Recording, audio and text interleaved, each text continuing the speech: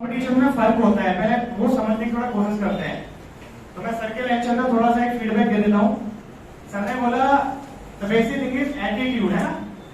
तो कॉमर्स के बच्चे सिंपल टर्म में एटीट्यूड को कुछ ऐसे समझेंगे कि एटीट्यूड मीन्स रिस्पॉन्स।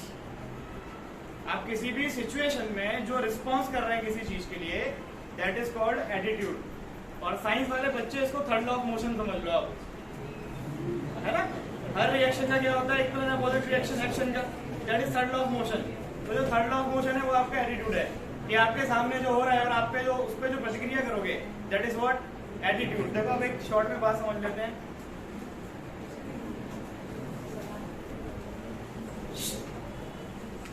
जैसे आपको 12th के बाद सीए की एग्जाम देनी है, किसी को एनडीए की देनी है, किसी को एफकेट की देनी है, किसी को बुशकेट की देनी है, किसी को नीट क्वालिफाई करना है, किसी को जेईई क्वालिफाई करना है।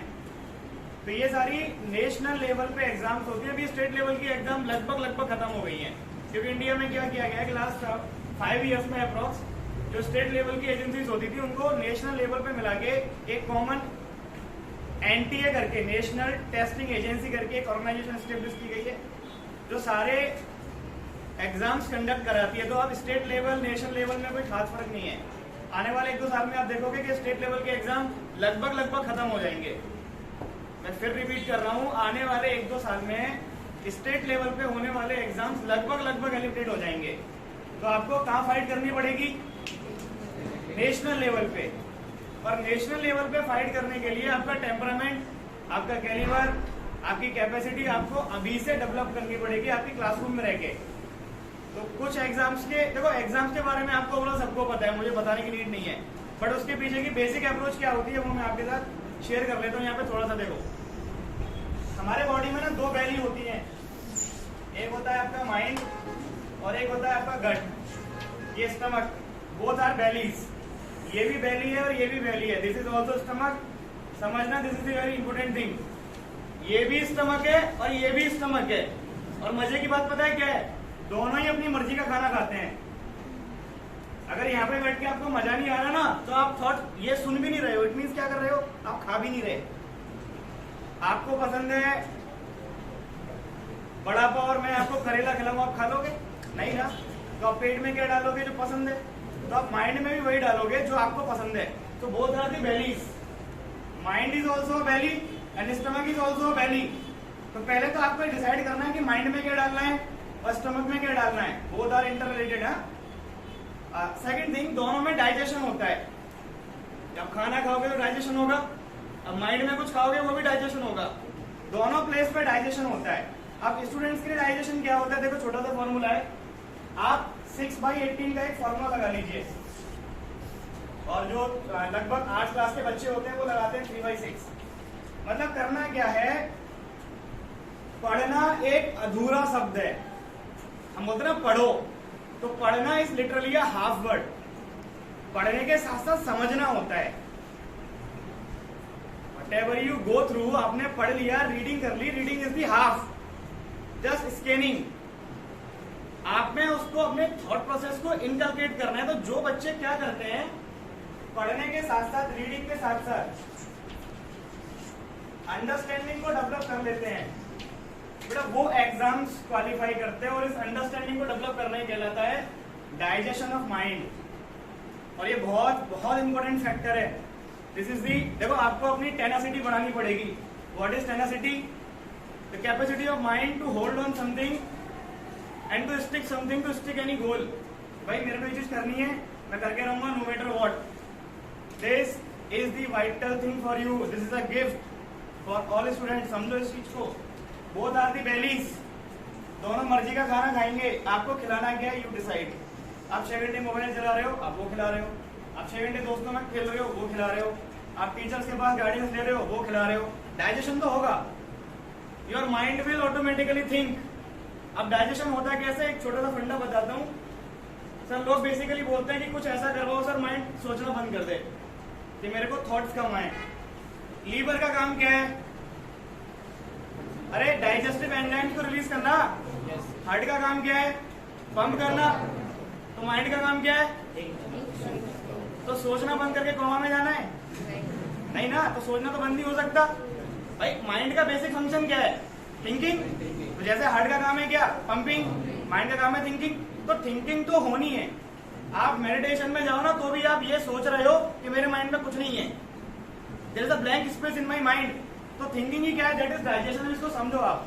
आपने कोई बुक रीड की, सर ने यहाँ पे बहुत अच्छी बात ऐड की भी है पीके सर ने, कि आपको multiple reading with multiple writing with multiple pause करनी है। मैं फिर आपसे कह रहा हूं, आप एग्जाम कोई भी दें, नो मैटर व्हाट, आपको इस वैल्यू का ध्यान रखना है कि मैं माइंड में क्या डाल रहा हूं। And what is 6/18? आप 6 घंटे पढ़ो और 18 घंटे जो आपने पढ़ा है उसके बारे में आप थिंकिंग करो। आपने 6 घंटे जो पढ़ा ना, आपको 18 घंटे थिंकिंग उसके बारे में करनी है। आपने 2 घंटे फिजिक्स पढ़ी, आप थिंकिंग करिए उसके बारे में। 5, 6, 7, 8 घंटे सोते चलते फिरते। ऐसे दोस्तों के साथ रहो जो आपकी थिंकिंग के लेवल में मैच करते हैं। अब ऐसा दोस्त नहीं कि आप घर के बाहर निकले और आप मैं 2 घंटे फिजिक्स पढ़ी, केमिस्ट्री पढ़ी, इको पढ़ा, अकाउंट पढ़ा, स्टैटिक्स पढ़ा, तो डाइजेशन चालू हुआ, बट दोस्त के मिलते क्या हुआ? कोई दूसरी बात शुरू हुई। इट मीन्स क्या हुआ? अब और कंटेंट माइंड में आ रहा है, डाइजेशन बंद हो जाएगा। यू अंडरस्टैंड मैं क्या कहने की कोशिश कर रहा हूँ? तो कोई भी एग्जाम आपको निकालना है, उस एग्जाम के रिगार्डिंग एक छोटा ये कॉन्सेप्ट समझ आया? 6/18, 6 घंटे आप पढ़े, 18 आवर्स की थिंकिंग में रहे। इन शॉर्ट में एक बार बता रहा हूँ, देखो बेटा, किसी भी एग्जाम के लिए 2 चीजें होती हैं, E=R, eligibility equal to requirement. कोई भी एग्जाम के लिए 2 पैरामीटर्स होते हैं। एक होता है एलिजिबिलिटी, कि उस एग्जाम के लिए हमारी एलिजिबिलिटी मिनिमम योग्यता क्या है, अंडरस्टैंड। और दूसरा होता है उस एग्जाम को टैकल करने के लिए कौन कौन सी रिक्वायरमेंट, कौन कौन सी सामग्री, कौन कौन सी चीजें मेरे को चाहिए। ऐसे अपने घर पे हमें बड़ा पाव बनाना है, तो बड़ा पाव के लिए एलिजिबिलिटी क्या है कि भाई कोई भी बना सकता है, 15-20 साल का बच्चा आ जाएगा। उसको रिक्वायरमेंट क्या है कि बड़ा होना चाहिए, पाव होना चाहिए, बेसन होना चाहिए, और तो आलू को क्या कहते हैं? हाँ, आलू होना चाहिए, राइट। तो किसी भी एग्जाम को, डोंट लाफ, किसी भी एग्जाम के लिए पहली रिक्वायरमेंट क्या है कि you need to train your digestion in the formula of 6/18। बहुत शॉर्ट में मैंने बताया है। Second, E=R, eligibility equal to requirement. तो जैसे अगर मैं बात करूं 12th के लिए एनडीए की, तो मिनिमम मतलब जैसे कि मिनिमम मार्क्स की बात करें तो आपका अगर 85 मार्क्स आ रहा है या 75% ओवरऑल आ रहा है तो बहुत अच्छी बात है, वो मिनिमम लेवल हो गया मार्क्स का। अब रिक्वायरमेंट क्या है कि आपकी लॉजिकल रीजनिंग अच्छी होनी चाहिए, आपका मैथ्स अच्छा होना चाहिए, अंडरस्टैंड, आपकी जीके थोड़ी ग्रिप होनी चाहिए। या आप सीए का एग्जाम करना चाह रहे हो तो सीए के लिए अब पहले आप क्या देखोगे कि सीए के एग्जाम के लिए एलिजिबिलिटी क्या है, what is the minimum criteria to be fit in the exam of chartered accountant. तो दैट इज व्हाट की कॉमर्स का स्टूडेंट होना चाहिए। अगर आपका अकाउंट में स्टडीज में 90 आ रहा है तो बहुत अच्छी बात है, आपका परसेंटेज 80 के ऊपर जाए, थ्रेशोल्ड मिनिमम। अब रिक्वायरमेंट क्या है कि मेरा अकाउंट बहुत पावरफुल होना चाहिए, मेरा स्टैटिक्स बहुत पावरफुल होना चाहिए, मेरे को इको थोड़ा बहुत आना चाहिए, लॉजिकल रीजनिंग आनी चाहिए। तो आप जब भी किसी एग्जाम की तैयारी करेंगे, you always break examination into 2 factors, that is decide the eligibility, then see the requirement. Eligibility पूरे इंडिया के लिए सेम है। एक टर्म होती है एग्जाम में, उसको बोलते हैं नॉर्मलाइजेशन, वो कभी अपन बाद में डिस्कस करेंगे। देखो, तमिलनाडु बोर्ड का बच्चा भी नीट का एग्जाम देगा और आंध्रा बोर्ड का बच्चा भी नीट का एग्जाम देगा, गुजरात बोर्ड का बच्चा भी नीट का एग्जाम देगा। तो सबके लिए कॉमन फील्ड यूपीएस ये एग्जाम दे रहे हैं ना, जो टेस्टिंग एजेंसी है सबके लिए कॉमन फील्ड दे रही है, उस कॉमन फील्ड पे फाइट सबको करनी है। तो सबकी क्या है, एलिजिबिलिटी सबकी सेम कर दी पूरे इंडिया में, बट रिक्वायरमेंट अब हर बच्चे की अलग अलग है। अब जो सीबीएसई का है या जीएसईबी का है तो उसको गुजरात में कमांड है, तो वो उसको इजीली कैचअप कर लेगा। तो दो चीजें बहुत बेसिकली पता चली। देखो, तीसरी चीज होती है दैट इज P=P+P। ये बहुत छोटे छोटे फॉर्मूला आते हैं, आप इनको समझिए। Preparation equal to priority plus planning, preparation equal to priority plus planning.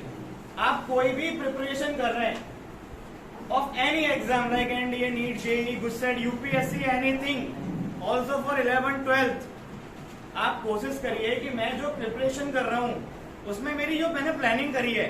जैसे कल मैं सी ग्रुप के 12th वाले बच्चों से बात कर रहा था, तो उन्होंने बोला कि सर मैंने 3 दिन डिवाइड कर लिए हैं और मैं पेपर लिखूंगा सारे दिन। तो ये आपकी प्लानिंग है, बट इस प्लानिंग में आपकी प्रायोरिटी क्या है कि कौन सा सब्जेक्ट में पहले करने वाला हूँ, कौन सा बाद में करने वाला हूँ, दीज ऑल थिंग्स। तो आप जब भी किसी चीज की प्लानिंग करेंगे तो आप उसमें अपनी प्रायोरिटी को पहले सेट करें। जैसा भी 12th की एग्जाम आ रही है तो बहुत बच्चे क्या कोशिश करते हैं कि मेरा इको अकाउंट में स्टैटिस्टिक्स में सही जा रहा है, मैं इंग्लिश और बीए को एवरेज लेके चलूंगा। ऐसा नहीं होता। आपको क्या करना है, आपको देखो जिस सब्जेक्ट में आपका हाईएस्ट आ रहा है, जैसे कि मान लो आपका किसी में 90 आ रहा है, 80 आ रहा है, 70 आ रहा है, तो आप क्या करो, मिनिमम बनाओ ग्राउंड सारा कि जिस सब्जेक्ट में मेरा 70 है ना हाईएस्ट, तो मेरा सारे में 70 होना चाहिए मिनिमम सारे में 70 हो। अगर 98 में जा रहा है तो आप कोशिश करिए कि मेरा जो लेवल ग्राउंड है, ये प्रायोरिटी आपको करनी है, वो सारे में कितना जाए, सारे में एवरेज 90 रहे। हम लैग कहाँ पे करते हैं किसी कंपटीशन में, हमको फिजिक्स आ रहा है नीट के लिए, केमिस्ट्री नहीं आ रही है, हमको बायोलॉजी केमिस्ट्री आ रहा है, फिजिक्स नहीं आ रहा है, तो हम लैग करेंगे डेफिनेटली। और वहां बाजी कौन मारेगा, जिसका ग्राउंड लेवल तीनों का सिमिलर है। तो आपका 50 आ रहा है, 60 आ रहा है, 70 आ रहा है, जो भी आ रहा है, आप कोशिश करें कि आप लेवल ग्राउंड सिमिलर करें। इस पे आपको स्पेशली हार्डवर्क करना है। तो these 3 things you understand, both are the values. भैया इसको समझो, डाइजेशन बहुत होता है यहाँ पे। आदमी सोते टाइम भी सोचता है। देन व्हाट, 6/18, 6 घंटे पढ़ के 18 घंटे थिंकिंग करनी है। Then E equal to R, then P equal to P plus P, right. Sir ने एक बात बोली, that is D equal to D। Direction equal to destiny, direction equal to destiny. अब जैसी होगी डायरेक्शन वैसी होगी डेस्टिनी। तो अब डायरेक्शन क्या है, बेसिकली ये सारे डायरेक्शन है कि पहले मुझे मेरे माइंड को ट्रेन करना है, देन मुझे मेरी एलिजिबिलिटी क्या है and what is the requirement criteria, वो फुलफिल करना है। देन मुझे प्रायोरिटी बनानी है, प्रायोरिटी के अकॉर्डिंग मुझे क्या करना है। एक चीज लास्ट, मैंने उस फंक्शन में भी बोला था, बेटा रीड, रिवाइज एंड इम्प्रोवाइज। ये बहुत क्रिटिकल टर्म है। आप पीरियोडिकली असेसमेंट करें। जैसे मैं कोई भी एग्जाम दे रहा होता हूँ, उस टाइम मुझे क्या करना होता है, दिन में टाइम नहीं मिलता, तो रात को मैं पढ़ता हूँ। जनरली मैं 3 साढ़े 3 बजे सोता हूँ, सुबह 6 बजे उठ ही जाता हूँ, बच्चे आ जाते हैं। तो करना क्या होता है कि हमने एक दिन में, 2 दिन में, 3 दिन में जो भी पढ़ा, वीकेंड में आप उसका पीरियोडिकली असेसमेंट करें कि चलो संडे आया, सैटरडे आया, तो आपने पूरे हफ्ते में जो भी पढ़ा है आप उसको रीड करके रिवाइज करिए, उसका पीरियोडिकली असेसमेंट करिए। बाबू सर एक बात बार बार कहते हैं और वो की है, वो सूत्र है बहुत छोटा सा। अगर आप कुछ भी पढ़ के उसको रिवाइज करके उसका टेस्ट लगा के छोड़ दे रहे हो तो आपका मार्क्स नहीं आने वाला है। लेकिन अगर आप कुछ भी पढ़ के उसका रिवीजन करके टेस्ट लगा के ये देख रहे हो कि मेरी मिस्टेक्स कहां थी, उनको मैं इंप्रूव कैसे कर सकता हूँ, नेक्स्ट टेक्स्ट जो मेरा मान लो अगला टेस्ट 6 तारीख को है और आज मैंने 3 को दिया, 3 दिन का गैप बचता है, तो 3 दिन के स्ट्रेच में मैं वो मिस्टेक्स को कैसे निकाल दूं, दैट विल डिसाइड कि आपकी थ्रेशोल्ड कितनी बढ़ेगी। अंडरस्टैंड। एंड लास्ट थिंग जो समझनी है, सर लगाने में बहुत अच्छा लगता है, वाह क्या बात बताए ना एंडी सर, अप्लाई करोगे तो पता चलेगा। And the key thing is routine, ये अपने आप में एक रूटीन है। That is what routine, 5 minute, that is what, that is routine. तो मैं रिपीट कर रहा हूं, किसी भी एग्जाम को तैयार करने के लिए according to me these are the 4-5 things which is necessary. Understanding the importance of mind and digestion through content. Everything is content. आप देख रहे हो, सूंघ रहे हो, स्मेल कर रहे हो, खा रहे हो, everything is create thinking and thought pattern. Everything is create perception. Everything is create something reality in your mind. Understand? यहाँ पे एक छोटी सी बात बता देता हूँ, what is the difference between brain and mind? Exam के एंगल से भैया देखो, ब्रेन तो एक ऑर्गेनिक मटेरियल से बना हुआ ऑर्गन है, इट्स अ केमिस्ट्री, ऑर्गन मतलब ऑर्गेनिक टिश्यू है। इसकी रिटेंशन की एक कैपेसिटी है, उससे ज्यादा रिटेंशन नहीं कर सकता। तो अब करें क्या इसके साथ में, तो माइंड क्या होता है, व्हाट इज माइंड? आप जो सोचते हो ना, जैसे सर ने बोला, उसको जितना आप रिपीट करोगे that is create mind. Mind is nothing, mind is a perception, mind is a thought. Mind की कोई लोकेशन नहीं है बॉडी में, वो यहाँ भी हो सकता है, यहाँ भी हो सकता है, घुटने में भी हो सकता है, यहाँ भी हो सकता है। ये तो ब्रेन है, ब्रेन और माइंड का कोई कनेक्शन नहीं है। आप जो देख रहे हो ना, दीज ऑल थिंग्स। बेसिकली अब करना क्या है, देखो ये सारी चीजें समझ में आ गई। ये दो बैली हैं, ये भी पेट है और ये भी पेट है। यहाँ पे जो आदमी सोचता है ना अंदर, जैसे मैंने बाबू सर को पकड़ रखा है, बिलीव मी, मैं जब से आया हूँ मैं इनकी बातें सुनता हूँ, पढ़ता हूँ, सोचता रहता हूँ। मुझे काफी थ्रेशोल्ड मिला है लाइफ में और मैं इस बात को जहाँ ही मौका मिलता है वहां बोलता हूँ। तो आपको करना क्या है, आपको अपने लिए कोई रोल मॉडल पकड़ लेना है और उसके हिसाब से चलना स्टार्ट कर दो आप, तो आपकी थिंकिंग उसके जैसी होना स्टार्ट हो जाएगी।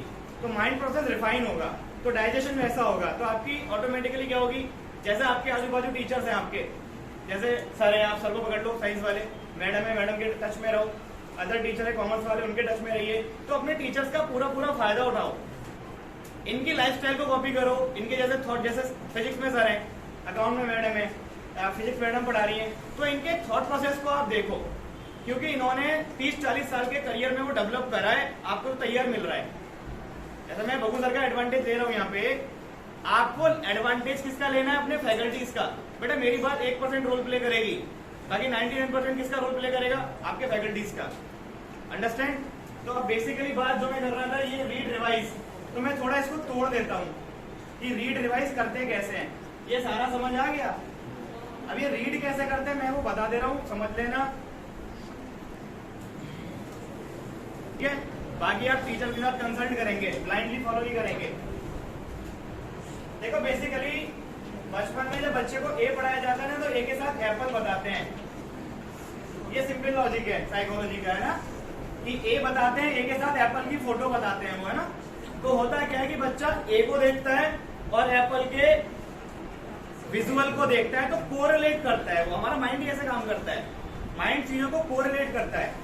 अब आप क्या करते हो, बचपन में जब बच्चे का माइंड ब्लैंक स्लेट है, एकदम खाली है, उस टाइम हम उसको, हमारी एजुकेशन सिस्टम कैसी है कि जो पढ़ाते हैं वो दिखाते हैं, जो पढ़ाते हैं वो दिखाते हैं। जैसे छोटे बच्चों की बुक तो छोड़ो, आपकी भी जो बुक है ना, उनमें इमेजेस, ग्राफ, डेटा कुछ ना कुछ होता ही है, आपको दिखे, दैट इज व्हाट आप कोरिलेट कर पाओ। बट अब आप क्या करते हो कि आप सीधा पढ़ते चले जाते हो, सीधा लाइक जैसे किसी की हॉस्पिटल में जानना चली गई हो तो लाइन ऐसे से ऐसी हो जाती है, वैसे हो जाता है आपका एकदम स्ट्रेट, कि अब आप पढ़ तो रहे हो बट आप थिंक नहीं कर रहे हो, आपका ब्रेन पिक्चर फॉर्म नहीं कर रहा है, आपका माइंड इमेजेस फॉर्म नहीं कर रहा है।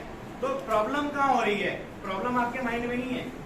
आपको क्या करना है, RBL, read between the lines, एक लाइन पढ़नी है यहाँ से यहाँ तक, पढ़ के रुक जाओ। ये मजाक नहीं है, करके घर पे देख लेना आज इसको ट्राई, अभी यहाँ से बाहर निकल के ट्राई करना, आपको बेनिफिट मिलेगा। आपने एक लाइन पढ़ी, एक लाइन को पढ़ के रुक जाओ, इसको सोचो थोड़ा कि मैंने एग्जैक्टली पढ़ा क्या, इसमें क्वेश्चन मार्क लगा दो कि मैंने क्या पढ़ा, इसका मतलब क्या है। हमारी एक लैंग्वेज होती है, उसमें हम करते हैं ट्रांसलेट। जैसे सर पंजाबी हैं, तो मैं कुछ भी बोलूंगा सर पंजाबी में ट्रांसलेट करेंगे, आप लोग गुजराती हो, मैं कुछ भी बोलूंगा आप गुजराती में ट्रांसलेट करोगे। अगर मैं हिंदी से बिलोंग करता हूँ तो मैं हिंदी में ट्रांसलेट करूंगा। तो प्रॉब्लम पता है कहाँ आ रही है, आपने बुक पढ़ी, आपने हिंदी में समझ ली, आपको लगता है मैं समझ गया, अरे भैया वो ट्रांसलेशन है, वो तो गूगल भी कर देता है, तो गूगल समझदार है। आपने बुक पढ़ी और बुक पढ़ के आपने ट्रांसलेशन मार लिया, आप बोल रहे हो कि सर समझ में आ गया। तोता देखा है, तोता, तोते को कभी चैतन्य नहीं मिलता, रटने के बाद भी, क्यों, रट लेता है, समझ नहीं पाता, नहीं तो तोता भी महर्षि बन जाता, मुनि बन जाता, संत बन के आश्रम बना के बैठे होते तोते। अरे तोते भागवत की चौपाइयां बोलते हैं, भागवत के श्लोक बोलते हैं, सब बोलते हैं। सॉरी, चौपाइयां रामायण की होती हैं, 5 वर्ड में भागवत बोला। अंडरस्टैंड, समझ आ रहा है क्या कह रहा हूं मैं? तो तोता नहीं बनना है। तो माइंड दो तरीके से काम करेगा, या तो बहुत फास्ट जाएगा तो आप गए, या बहुत स्लो जाएगा तो भी आप गए। दो प्रोसेस में आप डिसीजन एक्यूरेट नहीं ले पाओगे, या तो आप ज्यादा खुश हो तो डिसीजन आपका गलत, या आप परेशान होगे तो आपका डिसीजन गलत। तो करना क्या है, रिदम मेंटेन करनी है। तो रिदम मेंटेन कैसे करनी है, तोता नहीं बनना। तो करना क्या है, मैं फिर बता रहा हूं बहुत क्लियरली, 98% स्टूडेंट्स इसलिए परेशान है कि जो भी चौपड़ी पढ़ी उसको लगता है मेरे को ट्रांसलेशन पता चला ना, मैं समझ गया। अरे भैया इस भ्रम के बाहर आओ, don't think like that. Whatever आपने ईगो की बुक को अगर पढ़ लिया, गुजराती में समझ के घर जाके ट्रांसलेशन मारा, वो ट्रांसलेशन है। एक होता है किसी चीज का मीनिंग, एक होता है भाव, एक होता है भावार्थ, अध्ययन, मनन, चिंतन। अंडरस्टैंड? फीलिंग के लेवल पे है कि सामने वाले ने एक बात बोली, कि लेकिन मेरे को उसकी बात का ना मतलब अच्छा नहीं लगा, मेरे को चुप गई टोन मारी। टोन मतलब क्या, भाव गलत था कहने का। तो आपको ट्रांसलेशन में नहीं फंसना है। आपने एक बार लाइन पढ़ी, यू अंडरस्टैंड द ट्रांसलेशन, उस ट्रांसलेशन को सोचो। सेम बेटा आप केमिस्ट्री फिजिक्स में करिए, हर कॉन्सेप्ट को तोड़ा जा सकता है। मैं कहना क्या चाह रहा हूं, आप लाइन को तोड़ो वर्ड्स में और वर्ड्स को आप सोचो, फिर दूसरी लाइन को पढ़ो, इसको सोचो, दोनों को कनेक्ट करो।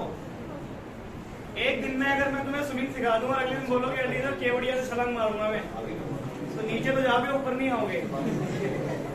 तो एक दिन में ये फंडा सीख के ऐसा तो लगेगा कि मैं सीख गया, टाइम लगता है। Progress will take time. Initial phase में महीना 2 महीना जाएगा, और अच्छी बात है तुम 11th वाले 12th में आए नहीं होगी। तो करना क्या है, लाइंस को पढ़ना है। पहले फेज में ट्रांसलेशन आएगा, सेकंड फेज में मीनिंग समझना है।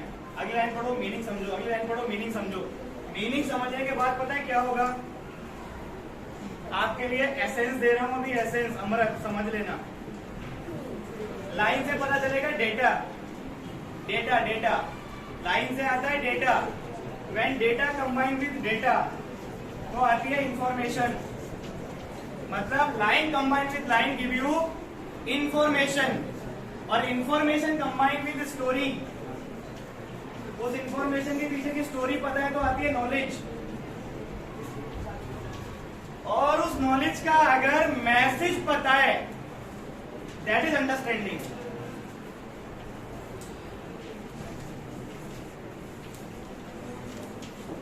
और यहां आप कोई भी एग्जाम क्रैक करोगे गारंटी के साथ। आप समझे मैं क्या समझाने की कोशिश कर रहा हूं। When you read the line with line, you gain data with data. Data, when data combine with data, what you get, information. When information with story, जैसे दिल्ली क्या है, दिल्ली भारत की राजधानी है, ये क्या है इंफॉर्मेशन, बट क्यों है कि मुगलों के टाइम में राजधानी रही। स्टोरी अगर आपको पता है, दैट इज व्हाट नॉलेज है आपको भैया। और नॉलेज के साथ आपको उसका मैसेज पता है ना, मैसेज कि अर्जुन ने चिड़िया की आंख पे तो मारा, बट क्यों मारा, हमें स्टोरी पता है बट मैसेज नहीं पता। बेटा इसका मैसेज बताऊं क्या है। आईज हमारी बॉडी में एक ऐसा ऑर्गन है कि अगर आपने किसी की आईज को ब्लॉक कर दिया तो वो आदमी 3000 फीट का हो ना तो भी खत्म हो गया। If once your eyes will be block, your entire system of organs fail immediately, no matter who the hell you are. आप भीम हो, आप अर्जुन हो, कोई भी हो, अगर आपकी आईज गई, without eyes you can't take decisions, you can not fight wars, you can not fight competition. So the story of Arjuna, the third eye principle give us a message to block the central, block the critical, block the main thing. So what I tell you, data combined with data with line form information with the story, that is knowledge, and knowledge gives you message. Message.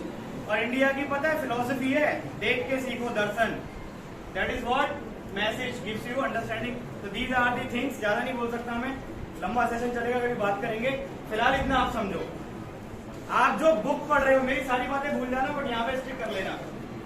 आप जो book पढ़ेंगे ना, book को पढ़ के क्या मिलेगा आपको, लाइन्स के थ्रू डेटा। आप डेटा को कंबाइन करिए, गिव इन्फॉर्मेशन। जैसे मैं आपको साइंस वालों को पूछूं कि न्यूटन का थर्ड लॉ बताओ, लाइफ में कहाँ काम लगता है, मैसेज बता, चल।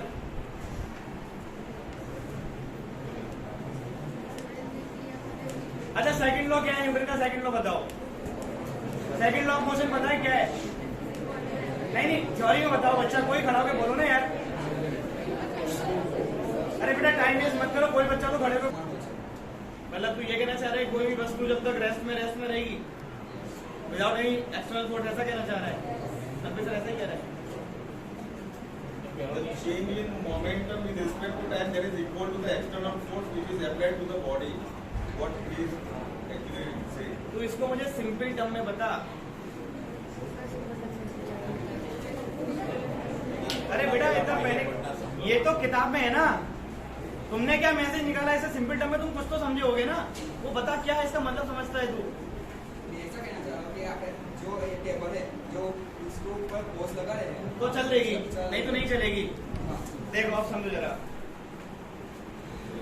मैडम रिकॉर्डिंग थोड़ी साइड में कर लेना, इसको रिकॉर्ड मत करना।